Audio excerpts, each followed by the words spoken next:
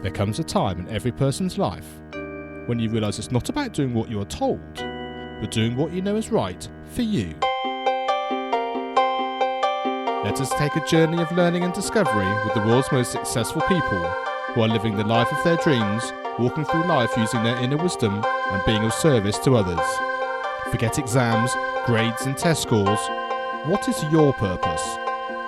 As we let go of what we think should be and learn from our elders to gain knowledge, inspiration and a true sense of who we are. What are your dreams? Does your life have meaning? Are you living a life of significance? Let's talk with today's guest. Hello, my name is Mark Taylor and welcome as we spend some more time together on the Learning on Fire podcast. Today I'm talking to Evan Burse. Hi Evan, thanks for joining me and let's explore the journey of who you are. Hey, Mark, I want to say real quick, thanks for having me on Learning on Fire. I appreciate it. Thank you for having me.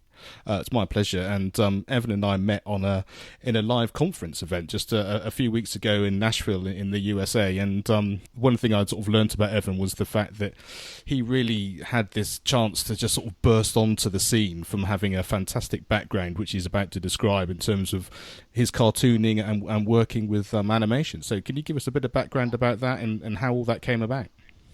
Yes. So ever since I was a kid, I always loved to draw. So that's always been with me. As most of us, when we're in primary school, younger, around 5 years age or so, and everyone draws, the teacher shows all of us how to draw an apple or something. Just with most of us artists like me, I just never stopped drawing. And as with anything, the more you do it, well, obviously the better you get at it, over time. And so drawing all my life. And as I got older, I said, hey, I want to break into the animation business and, do what they do, all the cartoons and stuff like that. So my first job in animation was working for Warner Brothers Animation. And Warner Brothers does, when I worked there, my first job was working on Scooby-Doo. And I was so excited when I got the position there, and it was just great. I just couldn't believe that a dream had come true like that. So it was, I love drawing Scooby-Doo and stuff like that. And I worked on other productions as well at Warner Brothers over the next several years. And then from there, I went to Marvel Animation Studios, where I worked on some of their projects. Most notably, it was the Hulk animated series. So it was called Hulk and the Agents of S.M.A.S.H. So it was just him and his other hulked out buddies and things like that. And while I was working in the animation industry, I always had kind of a entrepreneurial desire within me to just kind of grow my own brand or grow some kind of creation, for lack of a better term. And I never knew what that could be. So I simply started a YouTube channel and started doing drawing tutorials. And the thing that made me do the YouTube channel was my son. He kept asking me, hey, Dad, can you show me how to draw this character and show me how to draw that character? And over time, I was like, sure, I'll go ahead and show you. But it got me thinking, if he wants to know how to draw these characters, how many other people would be, needing some assistance and learning how to draw the same character? So I kind of just started my YouTube channel based on that. I was like, well, video is happening now. So this was 2009. Well, correction, 2008 was when I started having the idea for my YouTube channel, and 2009 was when I launched it. And so that kind of like also tied back into my entrepreneurial drive and enthusiasm for starting something. And then from there, I just grew my online following. And do you believe that anyone can draw, or is it a little bit? I mean, as a musician, it's that kind of, you can tell sometimes when there's an innate talent or an understanding, which is a natural thing, but there is also a certain amount of technique and a certain amount of things that you can teach people. So how do you find that works from a drawing point of view? Could you teach anyone to do it, or is there a certain amount of natural flair which is important? You can learn how to draw, of course, and someone can teach you the technical ins and outs of drawing, and you can become a decent artist. But then there are some people who are certainly gifted, and just when they put, paint to canvas or pencil to paper, it's just like, wow, like how did they do that? How did their brain, put that on paper? So it does vary. And I do believe that, if someone at the end of the day, if you have the passion for it, and if you're willing to put in the time and the effort and discipline and dedication, then you can most definitely become a successful artist. And I think that makes sense, doesn't it? Because if you really are passionate about something, you're really interested in it, you'll put the time in because you're loving it, because you're enjoying the whole process of the learning of exactly what you're into.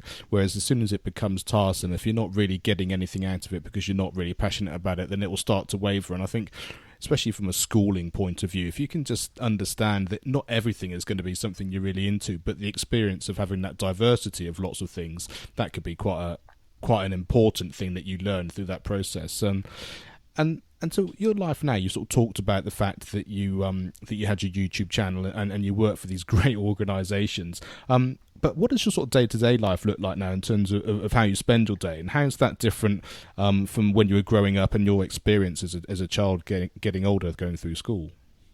Well, right now, I've since left the animation industry. And with the success of my YouTube channel, I launched that into a actual online academy. So I have monthly members who are in my private, drawing academy online.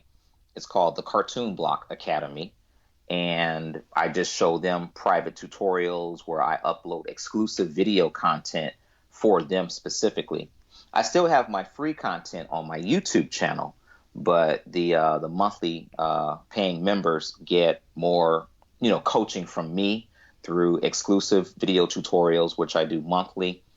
And we also have a private Facebook group where they can, show their art to me and the other members in the academy, and we all can critique each other's work.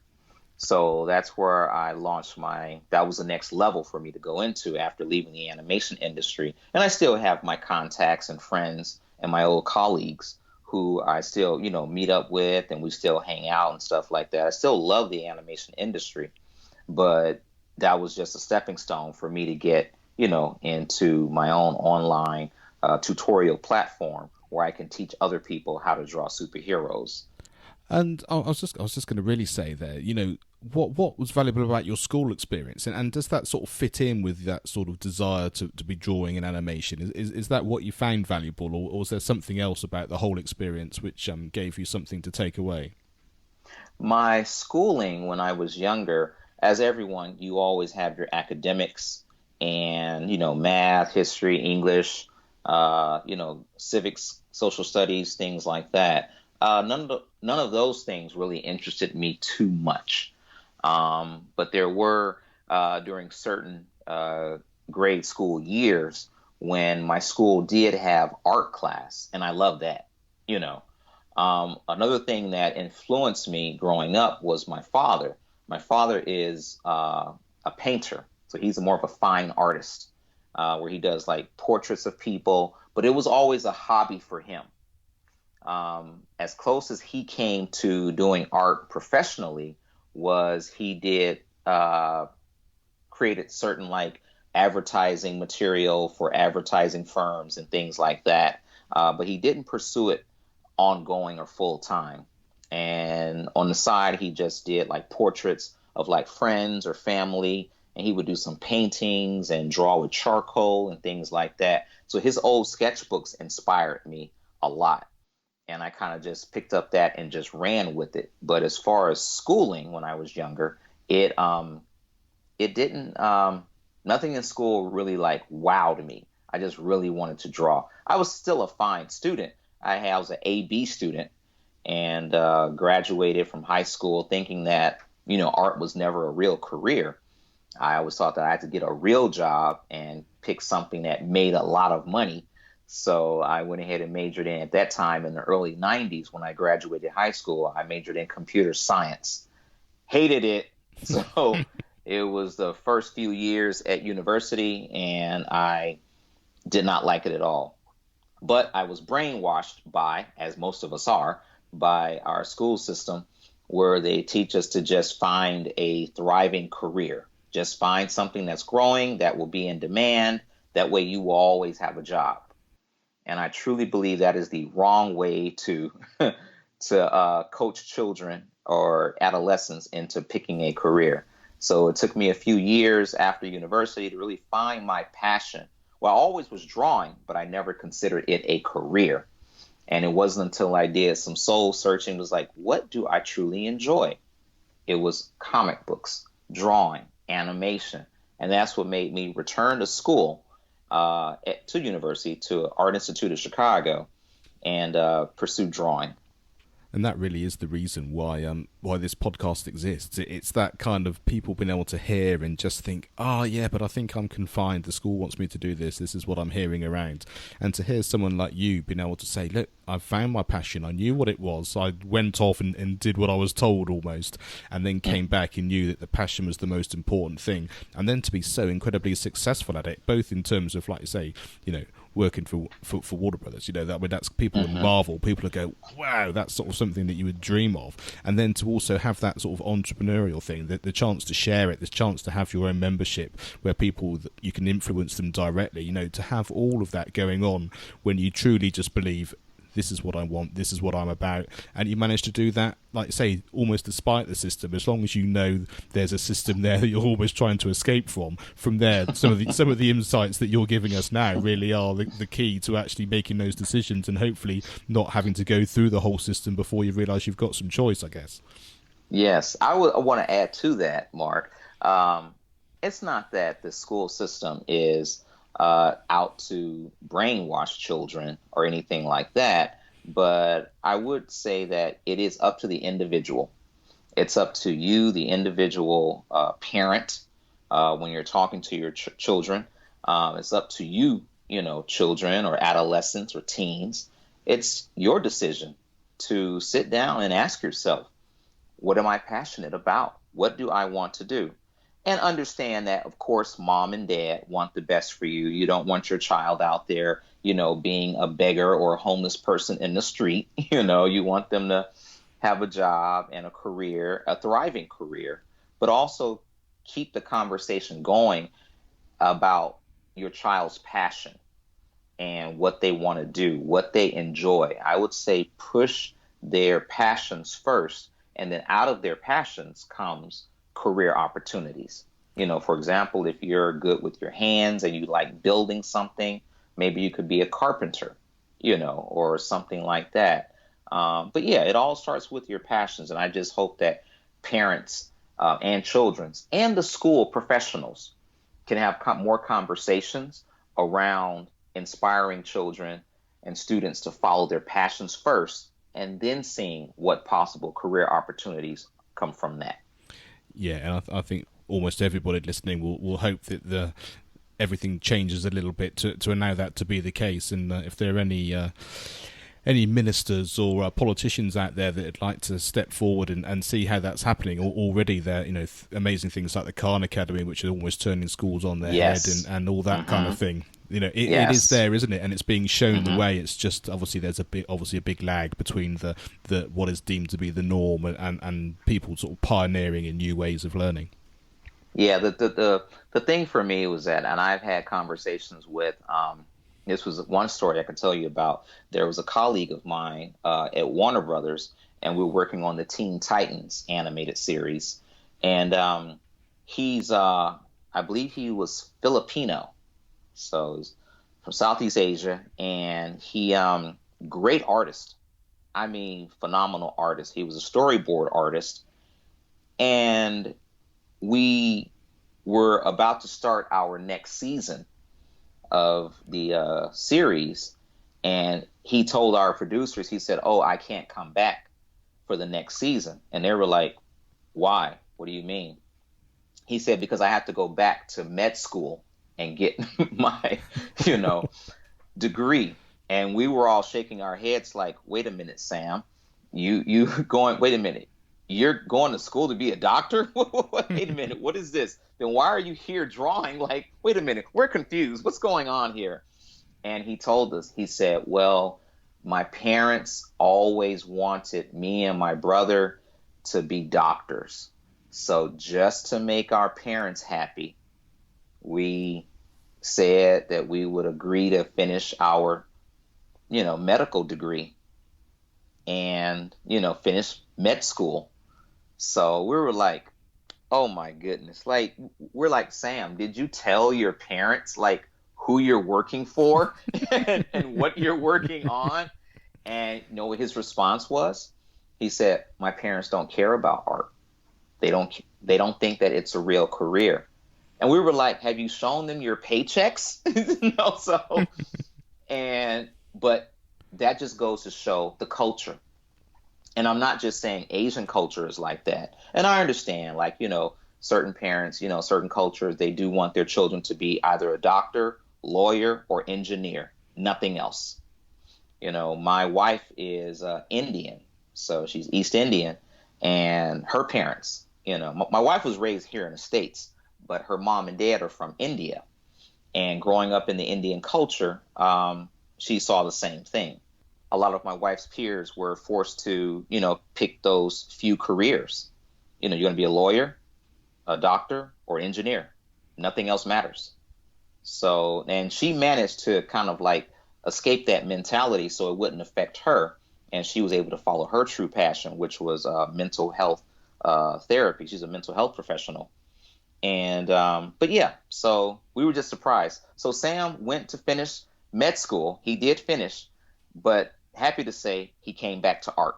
So, oh, but that really is a good story in terms of actually, you don't, well, I guess you do always have a choice, but sometimes, like in that scenario, he was doing what he thought was the right thing for his parents and the right thing for them as a family and that kind of thing. But it didn't diminish his talent and it didn't stop him going forward. It was almost like a little hiatus just to do what he said he was going to do. And I think if you find yourself in that situation, as long as you understand what you're doing and why you're doing it, that's a slightly different thing than completely dumbing down your passion and then never actually really grabbing it with both hands, which obviously isn't his case in that scenario. And that's why I would like the parents to really, understand that just try not to push your hopes and dreams on your children, So, and that's a cultural thing. So that's something that will not change overnight. It is something that all cultures struggle with. And so I'm African American. So African American culture suffers the same thing.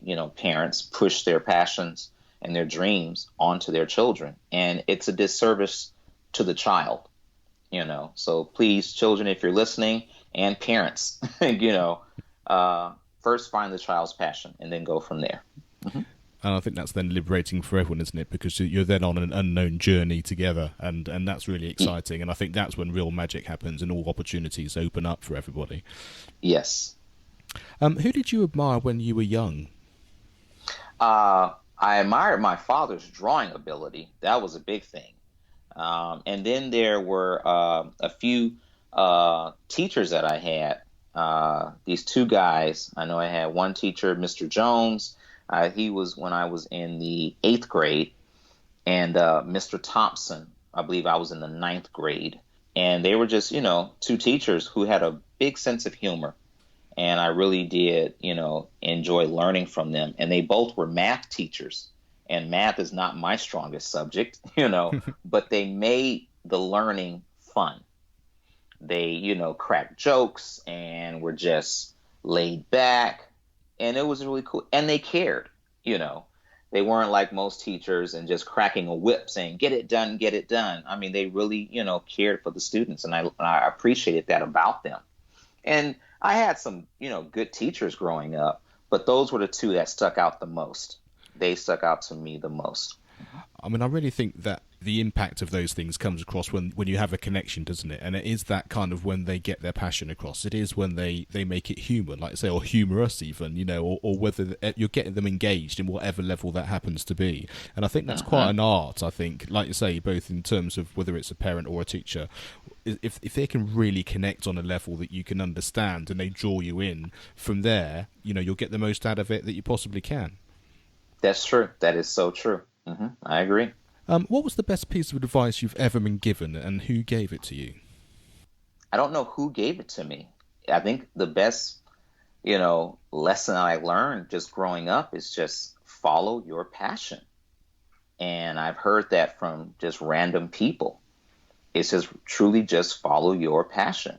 That is the key. And not follow what you're told to follow as far as career choice, and because it sidetracks you. And I studied successful people.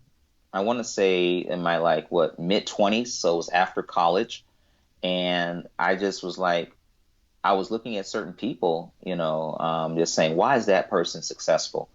Why is this person successful? For example, certain people in the arts, like singers, or visual artists, animators, and look at them. And one thing I constantly saw was that they stuck with the same thing for a very, very long time. They didn't hop around and test out and try different careers. They simply stuck with one thing and just pursued it. Even politicians, people who run for public office, they stuck with it. They stayed in it for a very long time. Teachers, and that was the main thing that I saw, was these people discovered their passion and just stayed with it. It wasn't the attraction of money that got them into that. It wasn't the attraction of prestige. Now, a lot of those, what do you call those badges of honor that we think are cool, that can attract a lot of people. So say, for example, I want to be a hip hop, star, be a rapper. Well, I'm going to go out there and learn how to rap just for the money. Well, I won't be rapping very long. So if it's just the money, well, there's no creativity, there's no burning desire for the art form itself, then I won't stay with it. So that was the best thing that I guess the kind of that advice growing up that I learned was like, just follow your passion. I'd heard it before, but I didn't fully understand it until I was in my mid 20s. And that's when it was like, it circled me back to my love as a child, which was drawing. And I think one thing to really remember here is the fact that it's almost a very deep-rooted thing, isn't it? Because there are seasons within even having a passion that you actually end up doing as your life. I mean, I love being a musician, but I remember plenty of time touring when I'm just thinking, God, I'm on the road again, and it's taking me however many hours to get somewhere. It's not that every day, every part of every day is the most exciting thing in the world, but there's an underlying belief that actually, when you're really in the zone, when you're really doing what you want to do, that you want to keep it going, and like you say, just that repetition, being involved in it in different ways, just draws out everything that you need to keep you going. Exactly. And like you said, it's not to say that you're going to be, you're happy to be traveling every single day of your life, So, but as an artist, I mean, there's times when, I don't feel like drawing today, so it's like, I honestly don't feel like picking up a pencil. I rather just watch TV, or something like that, and I don't feel like drawing. But then I also ask myself, well, what would I rather be doing? Would I rather be, I don't know, sweeping floors?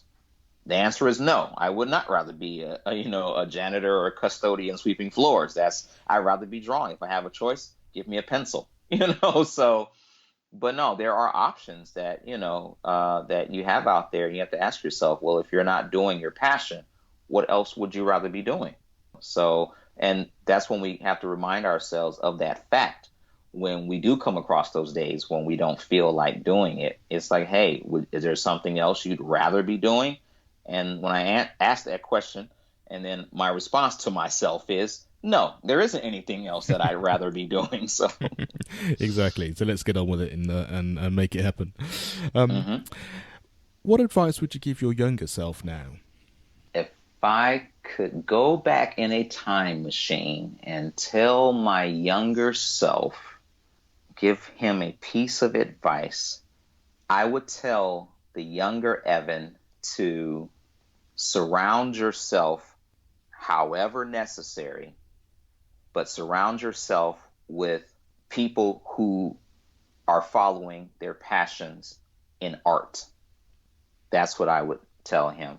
And the trick with that question is, Mark, is I don't think our younger selves would listen. Yes, that's very true. It's like I don't think we would. I don't think we have the ears or the emotional intelligence to even listen to our older selves. It's like, you're old, Evan. Just talking about get out of here, old man. So yeah, that's even if we gave our younger selves, golden advice, I don't think that our younger selves had the maturity to even listen and take it or even comprehend it. So, but no, I mean, we do the best that we can, but I would definitely do it. I would tell my younger self, say, hey, go to New York and try to get an internship with Marvel Comics or DC Comics. Move out to Los Angeles, skip college, just move to Los Angeles and try to get a job as an assistant working for, Warner Brothers or Disney Animation. Just do it. And my younger self might reply, well, I don't have any money. And then my older self would tell my younger self, hey, go out there and sleep on people's couches. Okay? Just get in the city and do whatever job you can to get your foot in the door. And I guess really, I mean, it's a really interesting point that you make that about kind of, it's all very well having the knowledge when you're younger, but it's what you do with it. And also, children and students and adolescents, you live, it's the only time you are that age, and there's something about being that age, and there's a maturity and a growing and a learning that comes with it.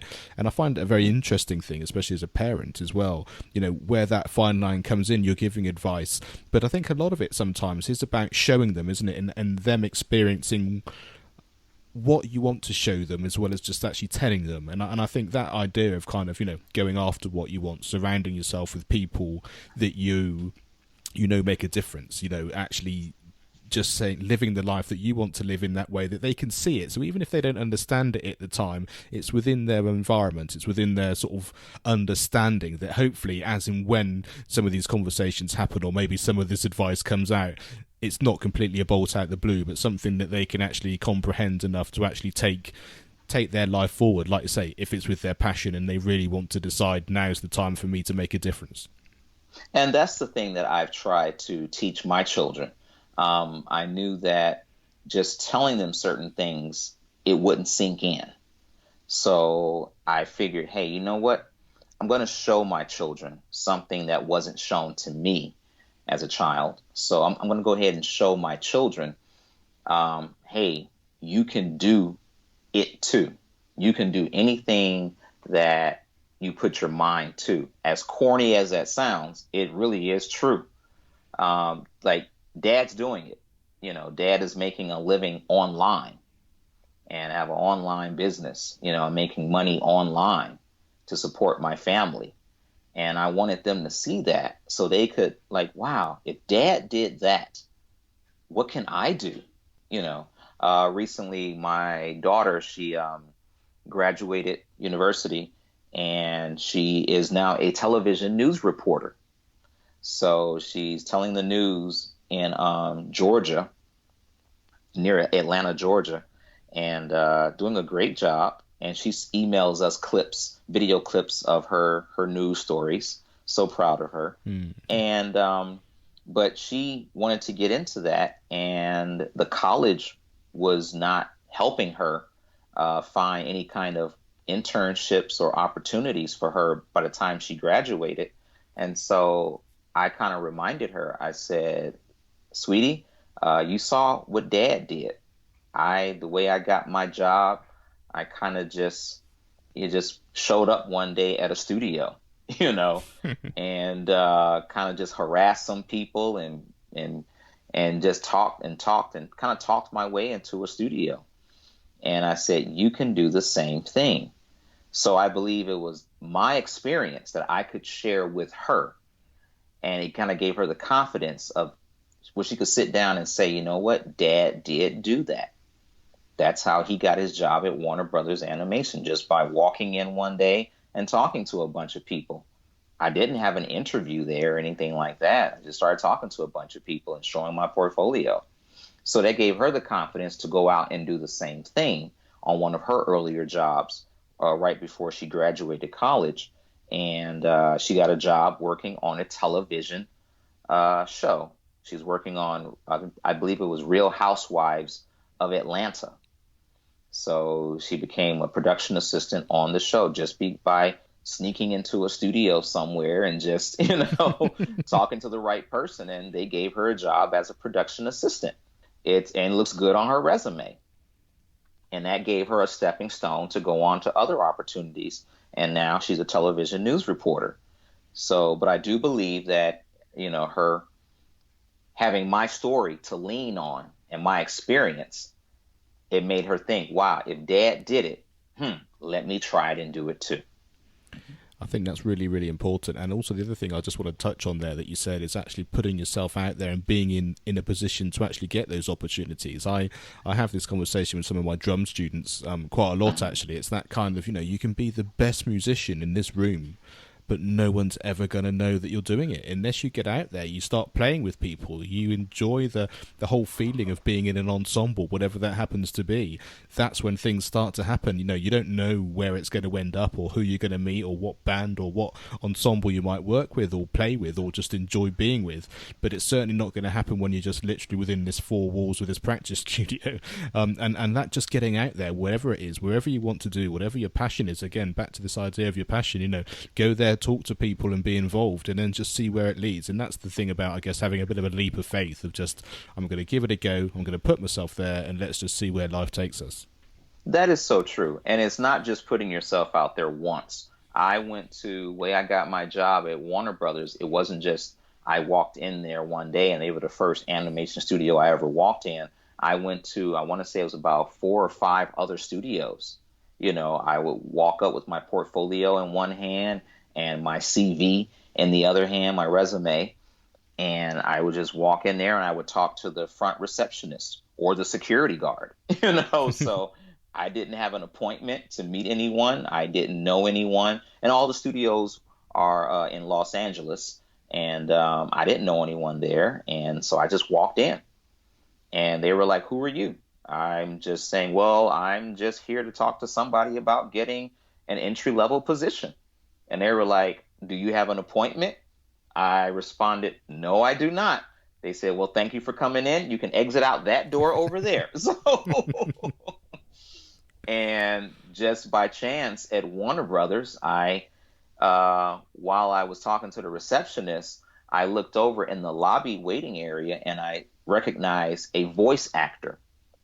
And he's an actor who worked on other animated series, and I'm one of those geeks and nerds where I look at the behind the scenes and deleted footage on movies and animated Blu-rays and things like that. And so I'd seen his face, in the recording booth doing his acting, for his character. Yeah. And I just went over to him, and his name is Phil Lamar, and I said, "Hi, Mr. Lamar. I just want to say I'm a big fan of your work. I love your work." And he saw that I was carrying a big black leather portfolio in my hand, and he said, "Oh, so you're an artist?" I said, "Yes." He said, "Can I look at your work?" I was thinking to myself, wow, this guy actually wants to see my artwork. He's a voice actor. He doesn't draw. He does the acting. And he sat down, and from looking at my work, he then introduced me to 2 animation producers that worked in the studio. That was the start right there. That was it. It was just me striking up a conversation. But I at least had to walk in the studio and talk to the receptionist and get turned down by her. Okay. Yes. And on my way out, I swung by the lobby. I'm passing right by the lobby, and that's where it is. So, what is that saying, Mark? It says that luck is opportunity meets preparation. Yeah. So it's one of those old sayings, meaning that you have to be ready, okay? And when the opportunity arises, then you're all set to go. Yeah, and I think that story just encapsulates that perfectly, doesn't it? About all those things coming together, which is, yeah, it's great. You know, I'm getting excited for your career already, and you've been there and done it, and so, so it's fantastic. And what does your future look like for you? Do you think? I don't know concrete details about what my future will hold, but my hope and my dream is that I can continue to serve my students and my online audience. And I would just love to just keep doing it. That's the thing that fills me up. Some of my students online have gone on to get jobs, getting illustration jobs. And these are, students, adults who never thought that they would pursue art and get paid for it. A lot of my students are people who still have other careers. A lot of them are a lot of IT professionals and things like that. I really couldn't predict that I would get IT professionals being my students. So, but hey, they're fans of superheroes as well. And a lot of them, it's them rediscovering their passion that they had when they were in high school or secondary school. And it's like, hey, why did I ever stop drawing? I want to get back into it, you know. And so, but I just hope that I can continue to keep serving them in whatever capacity that is. And I've done several in-person group coaching sessions at my public library in Los Angeles, and at different venues, and painting classes at my local church. So just kind of just sharing my art and just inspiring the next generation. I think that's great, and I think when your focus is on other people and serving, like you said, in helping people, I think it just has a whole different feeling about it, doesn't it? And I really like the fact that it's like, say, you don't have a concrete idea. This is like this, but this is the way I'd like to live, and this is like the way I'd like to do things. This is what I'd like to be about, and I think that's the perfect way to look at the future, because you don't know what's out there and what's going to be sent your way. But I think having that idea of how you want to live and how your future will be in that way, I think is just the perfect way to really feel like you have control over your future as well. Like I say, you're enjoying today, but gonna strive forward into tomorrow, and I think that's just perfect. Yeah, the biggest thing is just making sure that I continue serving my audience and sharing my gift with the world. That's all I can do. It's just putting out the knowledge that I have, and I am by no means the best artist in the world. There are artists who can wrap circles around me and draw me into the ground. So, but the gift that I do have, I just want, I just thank God that He just gave me this gift and gave me the ability to recognize that I do have this skill set and the means and the know-how on how to like share it with the world, whether it be, in person tutorials or be online training, and just communicating my passion with the world. I can't sit here and say, oh, like 5 years from now, I hope to be, a millionaire, So if that happens, so be it. But for right now, I make enough money that pays the bills, but I also, more importantly, enjoy what I do and have the freedom to do it. That's the biggest thing right there, and that's my reward in and of itself. That's really lovely. And what resources had the biggest impact on your life? And I guess that could be a podcast, a book, a video, film, or a song, or anything which has really had a big impact that you'd like to share with us. The biggest thing that would be, there's so many factors. I would say early on in my art journey, there were two people that really had like the biggest impact on. I admired their work ethic, and it was Puff Daddy, okay, and Russell Simmons. and both of them are in they're like hip hop moguls.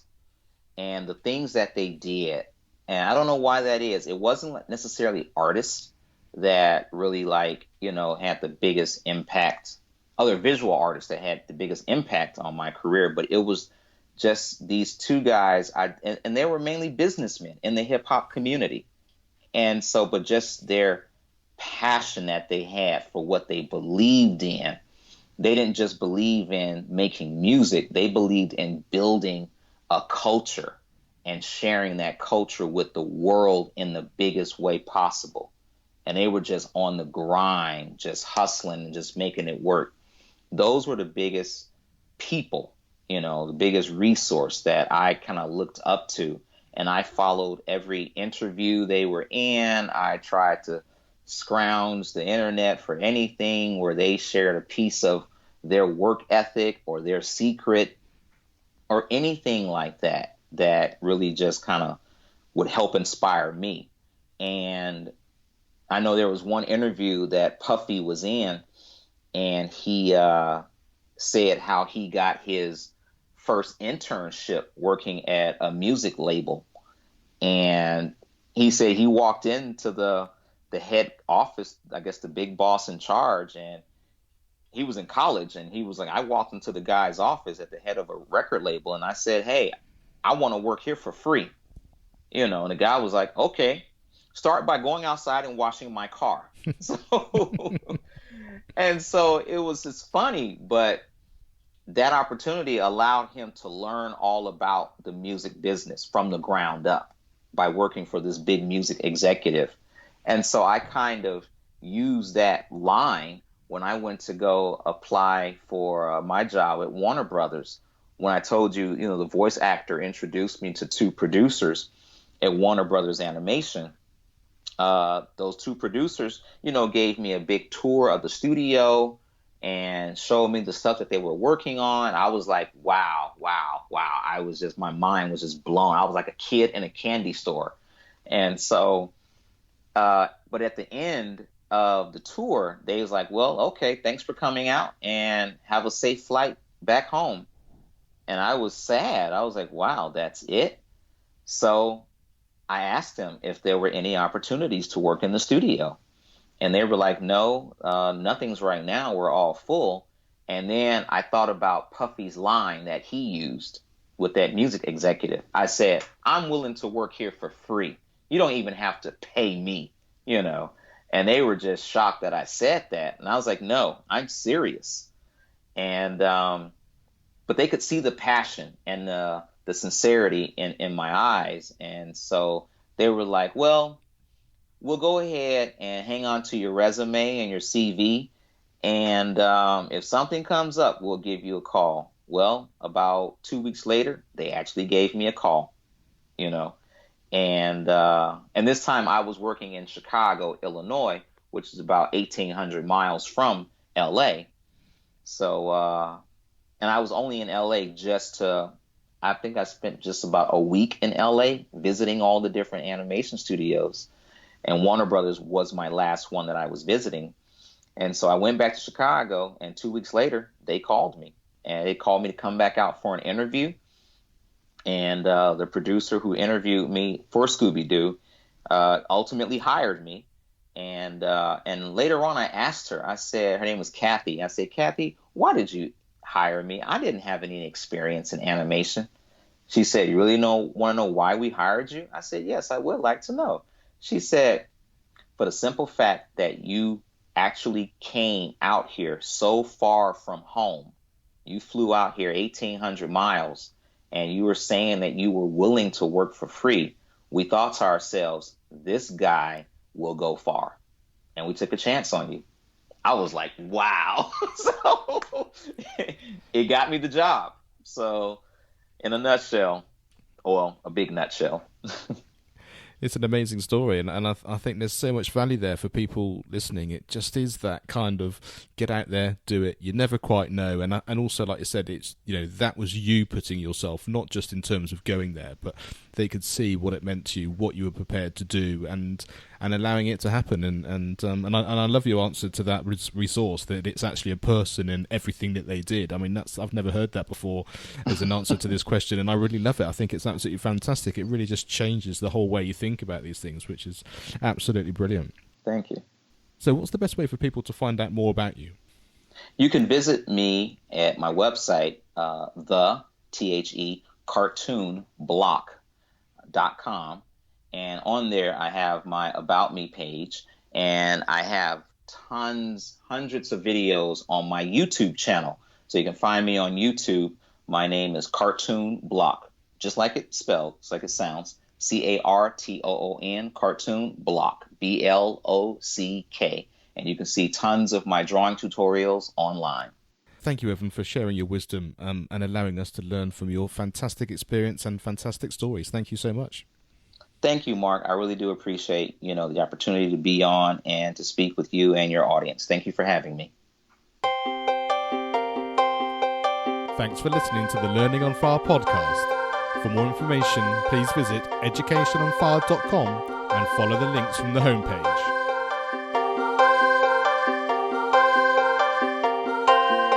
This show is sponsored by the National Association for Primary Education.